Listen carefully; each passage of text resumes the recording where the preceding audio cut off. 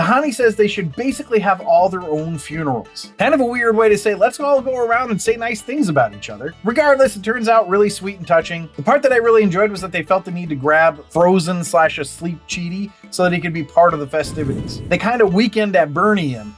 All the boat!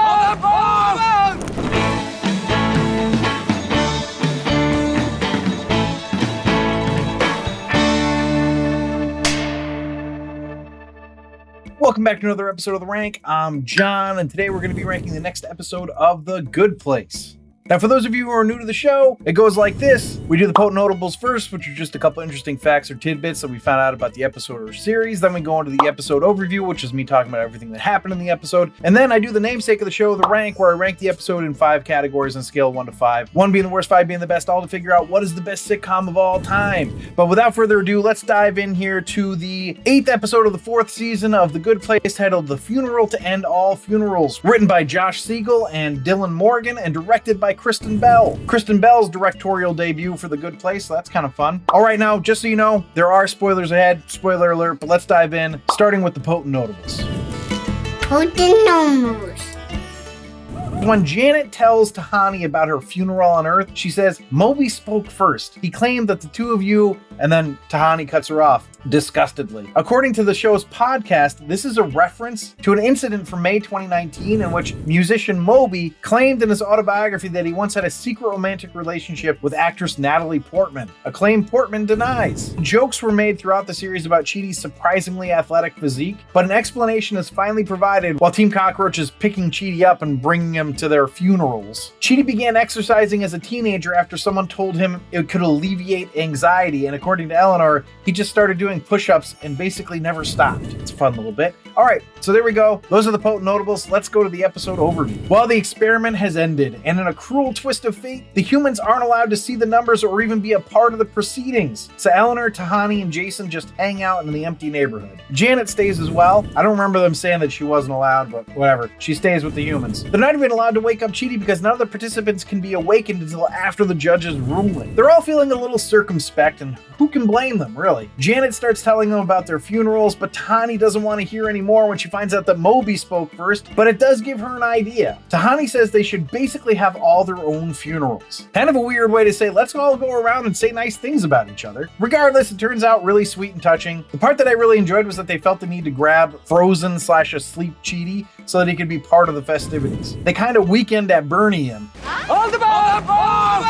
But watching him float by in the pool during Jason's Jacksonville funeral, it did get me. Meanwhile, while they're stroking each other's egos, Michael is in the judge's chambers, along with Shawn and others, to find out the numbers. As it turns out, Simone got a little better. Chidi did even better, and John really knocked it out of the park, but Brent actually went down a percentage. Fucking Brent, gonna doom all humanity with his fragile white ass. Michael strenuously makes his case while Shawn laughs at him and calls all humans worthless, basically. But when we dive into Brent's numbers more closely, we see that right in the last 10 seconds, his numbers shot up. To this point, Michael says that the numbers only show what they did yesterday, not what they could become tomorrow. That's a pretty great closing argument in my estimation. Now for the funerals, Tahani goes first in a private jet, then Jason in a pool because there's a Jacksonville tradition to have a funeral where you were born, then a quasi-Janet one, then Eleanor, and finally Chidi. During Chidi's funeral, they give it to Eleanor to go first, to do the first eulogy, but she can't do it. She does a mean Yosemite Sam impression, and then she says she just can't sum up her feelings for Chidi, but as this is happening, a portal opens. It's time to find out the verdict. Wouldn't you know it? They won! The judge agrees that the point system is flawed and needs to be fixed. Cheers all around! Yay for Team Cockroach! Hold up though. The judge then says that to fix it, she's just going to reset Earth, and the team is reasonably upset by this. I have to say that this seems like a pretty drastic change, though the thought that maybe something better will evolve sounds a little intriguing. Now the judge is looking for the Earth reboot device button thing, and she finally finds it, and right before she can press the button, Janet steals it and hides it in her void. She refuses to give it back, and when the judge goes into Janet's void to get it, she can't find it. But that's because the bad Janet that Michael gave give his and Janet's manifesto to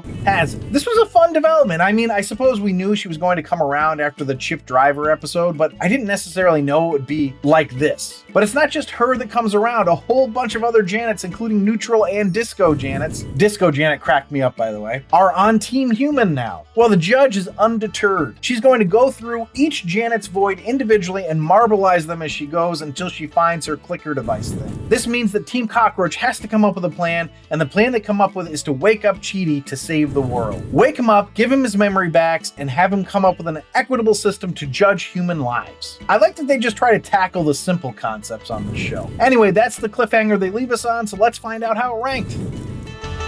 A rank.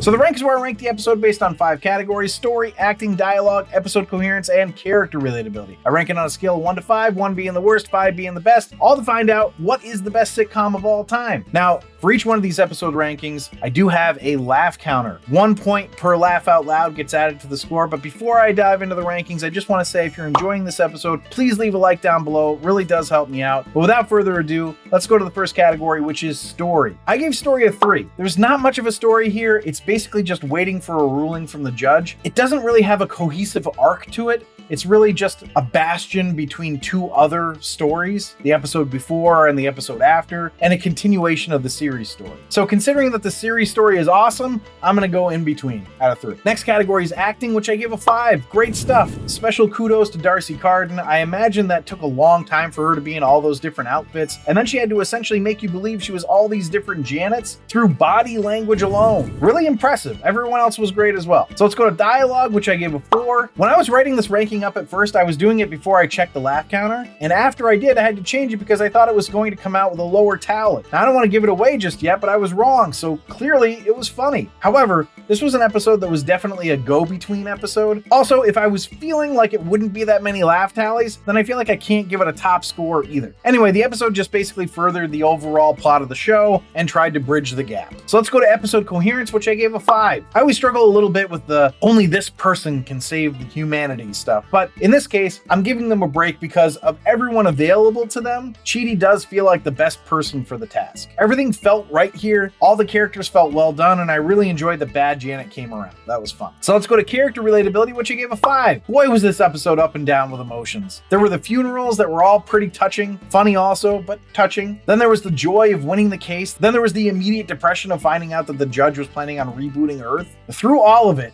you could absolutely relate to all the characters and their feelings of loss and joy and hope. It's a great show. All right, so I already said this, that there was a decent laugh counter, more than I was expecting, and it was 19, which is a pretty high score. All right, so this puts the episode at a total of a 41, which means it's a meaning of life. This puts the series average at a 37.92, which keeps it in the holy grail. So thanks for listening and or watching. If you'd like to see a list of our episode and series rankings, you can do that on our website, therankpodcast.com. Remember to subscribe, review, and comment. And please consider supporting us on our Patreon site at patreon.com/therankpodcast, where you can get access to all of our archived episodes. Also, if you enjoyed the episode, please leave a like. It really does help us out. But I will leave you with this. To torture Jason and Eleanor, the Bad Place made them watch the worst Batman movie, but made Jason Statham the star. What did they call it? Statham forever!